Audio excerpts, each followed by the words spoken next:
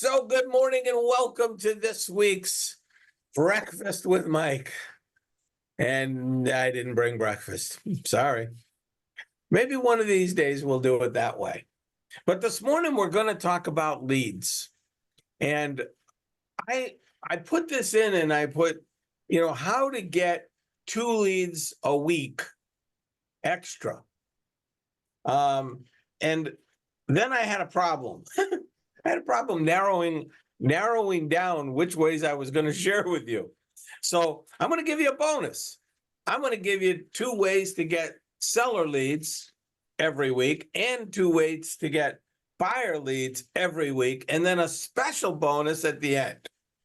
So let's start with seller leads. If you want to pick up an extra, let's say 2 seller leads a week. Now remember, I'm saying leads. I'm not saying clients, I'm saying leads. There's a difference. They're not a client till they sign a document with you. I love it when people turn around and say, my buyer, do you have a contract with them? No, well then they're not your buyer. They're a lead, and they're not anything else until they sign a document with you. Okay? So how can we pick up 2 extra leads every week? Well, here's the first way.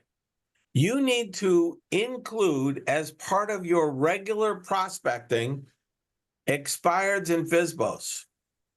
Now, I know there are not as many FSBOs out there in this current market, but one way to find out which ones are coming is drive a different way to wherever it is you tend to go most.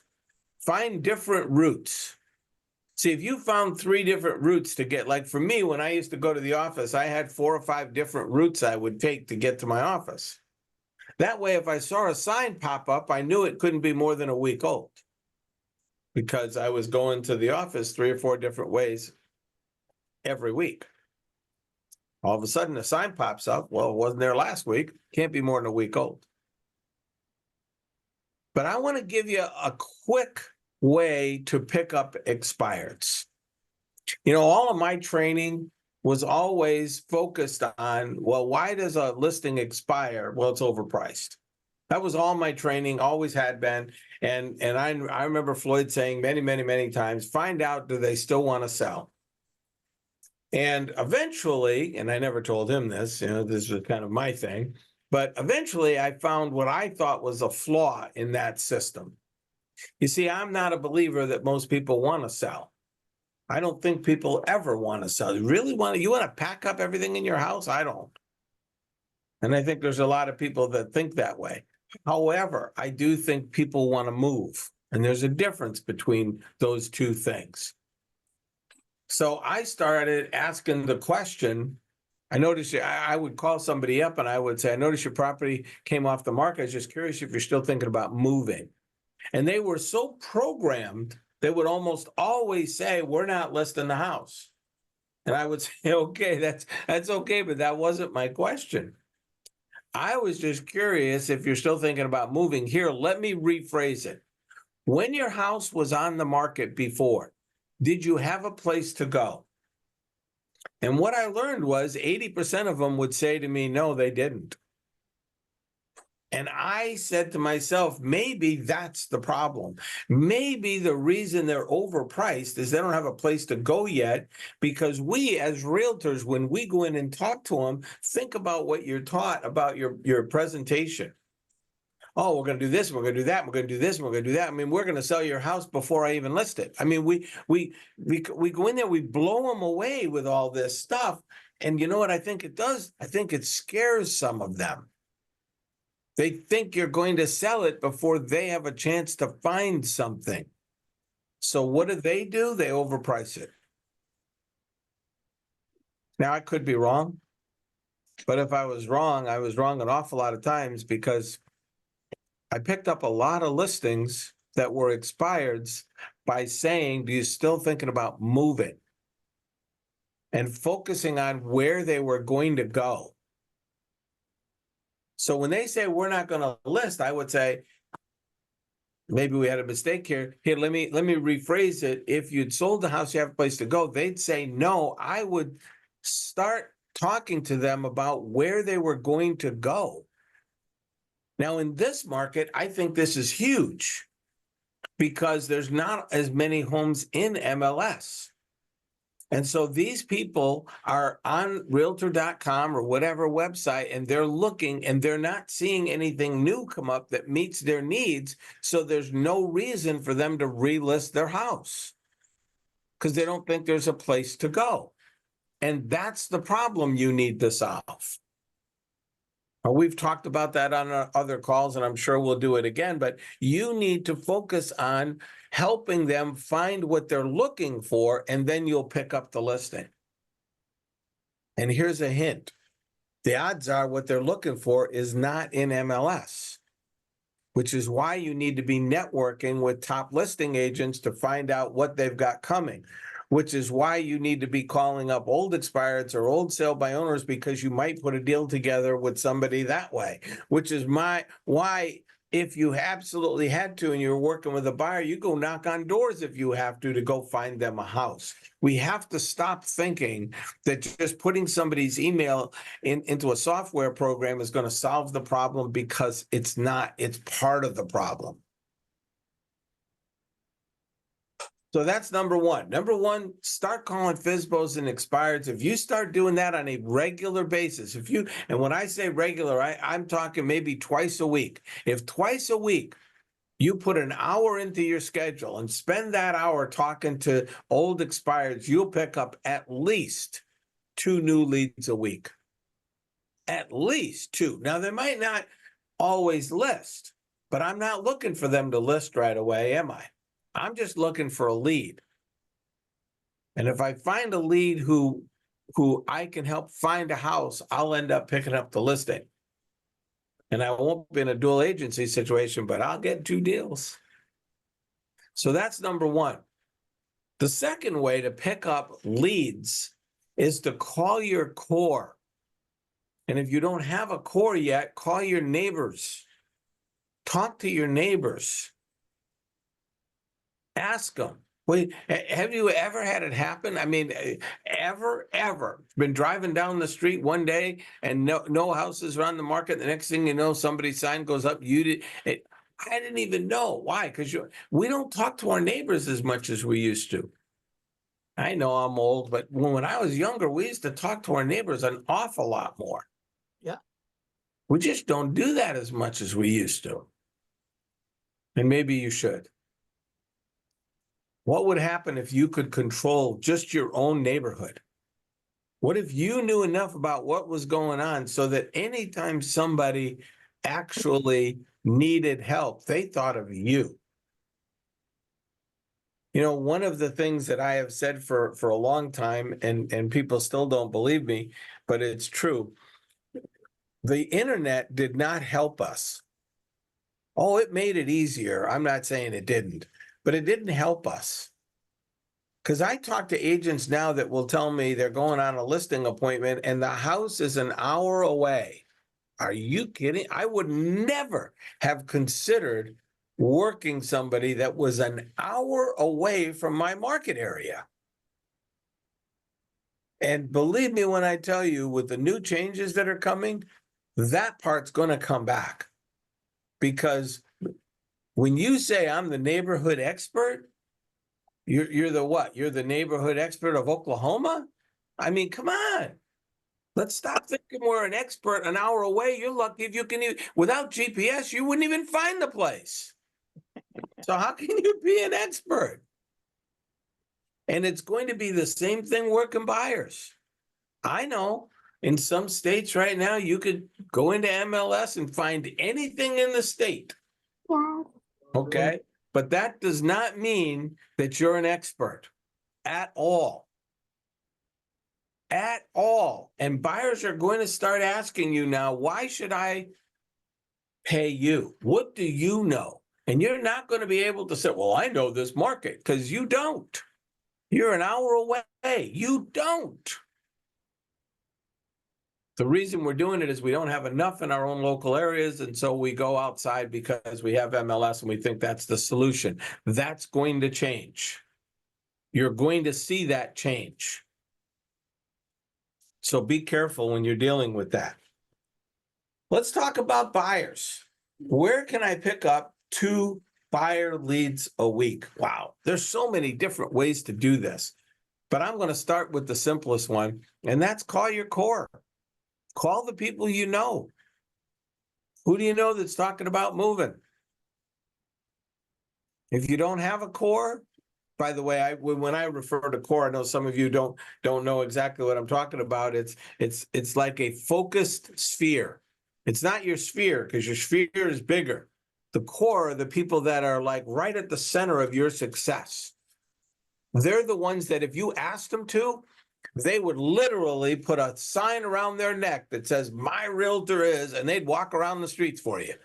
And there are very few people that qualify. So when we talk about core, we're very specific. But if you haven't built that yet, then again, why aren't we talking to our neighbors? Who do you know that's talked about moving into this area, that would love this area? Next thing you know, you've got a couple of names of people who would love to be in the area. And while you were talking to the sellers, you had a couple of people that said, "I know that so-and-so's thinking about moving up." And you might put a deal together that easily. Of course, nothing is simple. Oh, wait, no, everything is. It's all simple, so it's not always easy. So I would start with calling the people that you know. Now I'm going to say something that's going to make one of my guys happy, because he'll be surprised to hear me say this. Another way to pick up leads is through open houses. Yeah, I'm still not a fan. Don't get me wrong. I am still not a fan of open houses. And I believe that when this market shifts, things will go back to normal. Right now, take advantage of what you can. You can definitely pick up some leads when you're doing open houses. Now, you're giving up your day, or at least half a day. It's usually the whole day, because most people that do open houses do like, noon to 2 or 1 to 3 or whatever. And you got to plan ahead of time. You got to be there ahead of time. You're pretty much giving up your day to do it. So if you're going to do that, we might as well make sure that you get paid for it. Well, Mike, we're trying to sell the house. I know you're trying to sell the house, but how often does it work? I've asked some really good open house people how many times they actually sell the house during the open house, and very few say yes. It just doesn't happen. But you can pick up some leads. That's why it's important that you do open houses, if you're going to do them, as move-up homes, not necessarily the entry-level homes. Why? Because if I do move-up homes, the odds are I got a chance at a listing as well. They might have to sell theirs before they move. So I might pick up both. If I'm doing entry-level, they're usually coming from a rent. So that would be one way. Another way would be, there's nothing out there that says you cannot run ads for buyers. You run ads when you list homes. Hey, I got this beautiful 3-bedroom, blah, blah, blah, blah, blah. Why don't you run ads for the buyers? If you're looking for ads for buyers in a specific price range, why don't you advertise for it? I don't know. I would, if I wanted buyers. If I ran those ads, you think I'd pick up a lead or 2 every week? Well, I think part of it depends on what's in the ad. Remember that thing we've talked about before, free beer. How do we get their attention? Well, in my opinion, we get their attention by offering them something they're not getting elsewhere. And in this market, what could we offer? Well, we could offer some education on what's going on. Now, I've talked about this a little bit, not so much here yet, we will. But one of the things that I'm advocating for is that when you sit down with a buyer and you come to an agreement, mutual decision, they want to hire you, you feel like you can help them, then we need to put that in writing. And going forward, we have to put that in writing all the time. Well, most people are going to be skeptical to sign that right away. So I'm advocating kind of a 3-tiered system. Most of you that have been around me know that I offered when I was doing listings, I had 4 different commission schedules. Okay. I had 6, 7, 8, and 10 that I used. Well, I think you ought to have the same kind of thing with buyers, but not necessarily the money. And what I mean by that is I would offer 3 different plans. One would be a 1-day agreement or a 1 property agreement. If somebody that called you that wanted to see a property, you find out, okay, yeah, they can afford it. You do some, you do some digging, and then you explain to them that, under the new guidelines, you have to have something signed. But considering right now, you're not even sure you're going to be able to help them. But for the purpose of this one house or this 1 day, we signed something for just that. And then if we decide we want to work together further, we can always extend it or sign a different agreement. So that would be step 1. That'd be one option. A second would be a short-term buyer broker agreement. And by short-term, I mean probably like 30 days. So if I sit down, I've asked them a bunch of questions, I figure out I can definitely help them, and they definitely are committed. They want to work with me. So we agree to work together for 30 days. Let me see what I can find for you in these 30 days. And by the way, am I going to put them on the email program? Probably, but I'm going to use it just to confirm that they've already seen everything that I've seen. I'm not relying on MLS. You know that. Any of you that have been around me know, that's like fishing in the kiddie pool. There's no fish in the kiddie pool. Let's get out in the ocean where the fish are.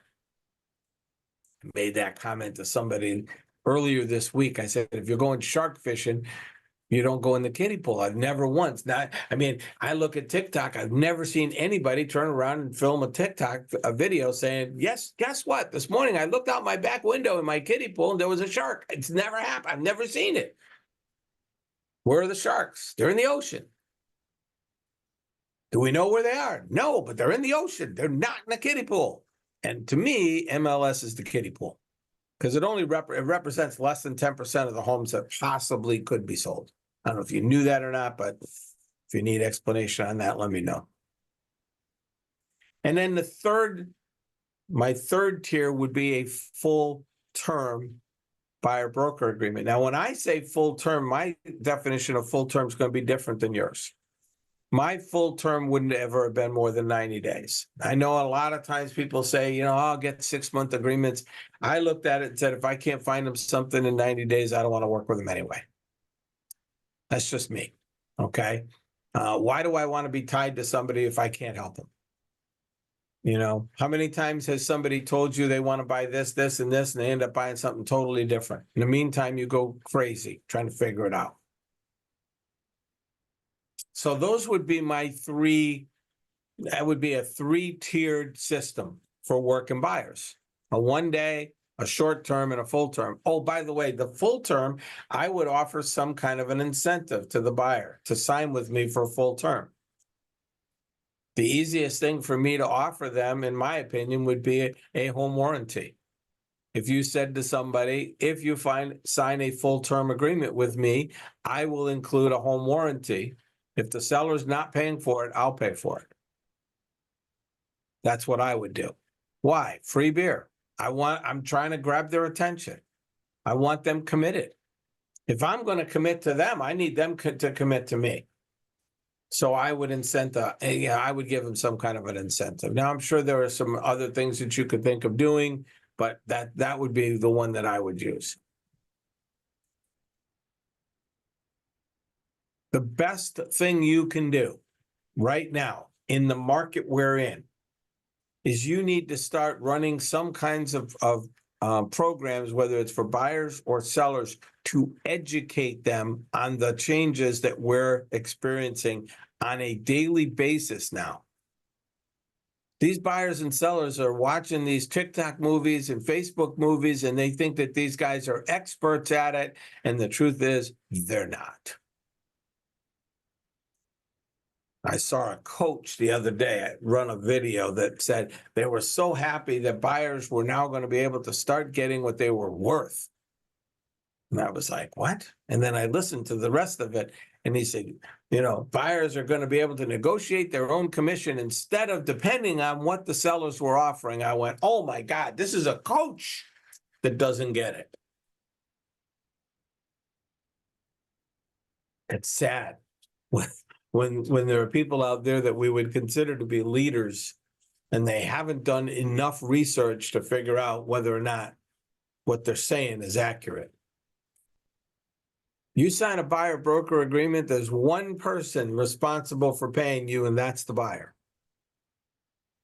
That's it. If the seller is offering something, that's a bonus. Makes it easier, but it's not required, never has been required.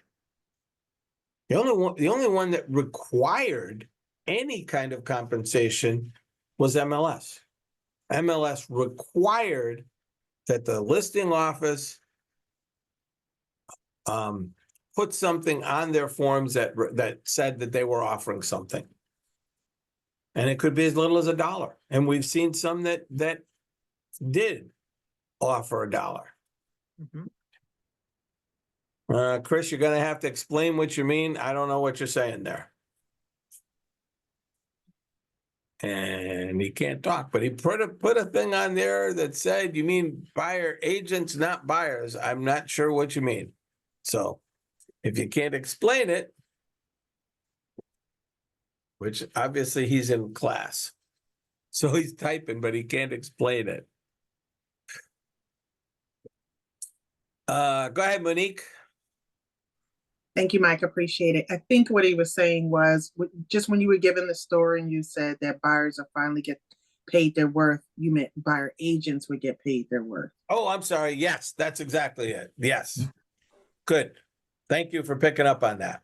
No worries. Yes, that's what the article, according to this coach, was saying, that buyer agents were actually getting paid what they were worth, not buyers. Buyer agents were getting paid what they were worth. They didn't have to depend on the sellers. Yeah, they never had to depend on the sellers. They could have always gotten paid what they were worth, and a lot of you know that. So those are some ways that you could pick up leads. But here's the thing. In order to do that, guess what you have to do? You have to commit to it. You have to say, I'm going to spend X amount of time every week. I'm going to commit to making phone calls or knocking on doors or whatever you have to do to track down these expireds or FSBOs, to run an ad, to sit down with a buyer and explain it, to do some kind of an education seminar, to educate people. You have to commit. You can't keep doing the same thing. Matter of fact, wasn't there somebody that said that once? Definition of insanity, doing the same thing over and over, expecting a different result. Well, boy, does that describe most realtors. They do the same thing every week and they expect a different result. And when it doesn't happen, they blame the market. I got news for you.